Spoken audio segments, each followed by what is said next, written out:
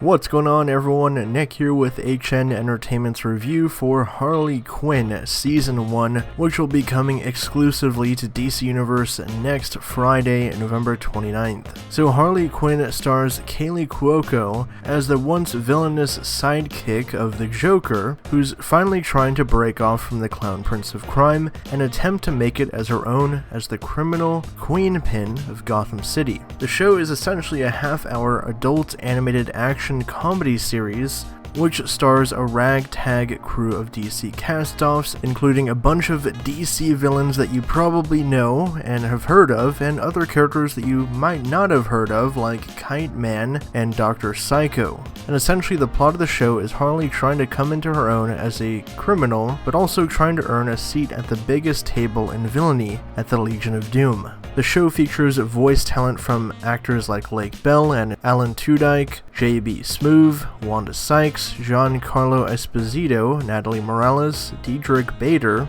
Tony Hale, and Christopher Maloney, among others. So one thing right off the bat you can definitely say upon watching this show is that it's not for kids at all. It's an incredibly adult-themed series that is rated TVMA because it features tons of swearing, adult innuendos, and tons of gore and violence. This is definitely an alternate take on the DC universe through the lens of other popular comedy shows like Rick and Morty or Family Guy or things like that. The show is definitely for hardcore DC fans, but I think casuals alike will also get a kick out of it. This version of Harley Quinn is most notably inspired by the Jimmy Palmiotti and Amanda Conner version that came out a few years ago, back when DC was revamping a lot of characters, and the show features some of the noteworthy characters from that comic book run.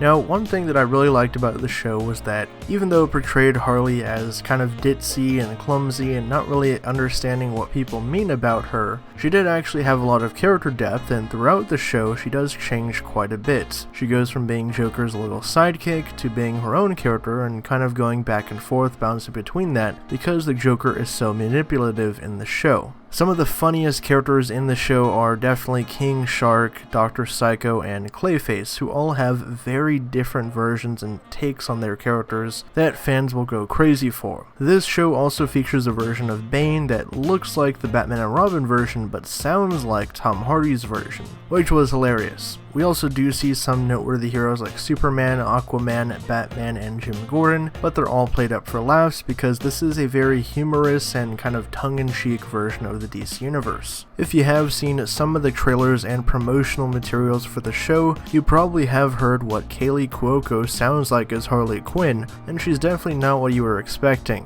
Now, obviously some hardcore fans might be upset that she doesn't have her sort of New York accent, but I kinda got over that after a couple of episodes. Sure, it's jarring at first and she sounds pretty different than what you'd expect from Harley Quinn, but she makes the character her own, and it's a completely different version of Harley that we haven't seen before. So I think she did a pretty good job for what she was given. So all in all, I had a great time with this show. They sent out the entire first season to try and get buzz out, try to get the word out about how good the show is, because it really is. They definitely seem to be confident sending out the show early and letting us review it a week in advance. I highly recommend you guys check it out if you have DC Universe and you're interested in watching this show, because it's certainly one of the best things that I think DC has done in animation for quite some time now, and it really makes me wonder what Marvel's Deadpool series could have been from Donald Glover. Are you guys looking forward to Harley Quinn? Let me know down below, and if you guys got a chance to check it out early, leave your spoiler-free thoughts below as well. Without spoiling things, the show definitely sets up what could be a fun second season if the series is renewed, so I hope they actually get to explore more with the characters and this version of the DC Universe. But for all things DC and the latest in pop culture, be sure to subscribe to HN Entertainment.